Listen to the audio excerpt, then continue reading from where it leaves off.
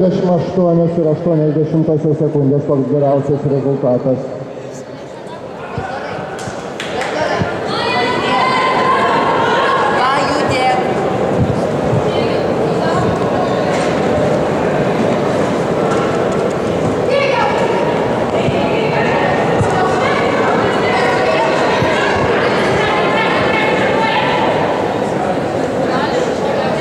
Ieva Petronaitytė įrasta, atsiprašau, Agnė Ganytė pirmosios išbėga į antrąjį ratą.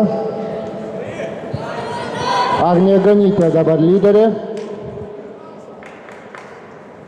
Primenu kol kas 58,8 sekundės yra geriausias dienos rezultatas. Agnė Ganytė šį kartą nuotolį veikia lėčiau negu penktoje bėgimo nugalėtoje. Jos rezultatas 59,98 sekundės, tačiau priekyje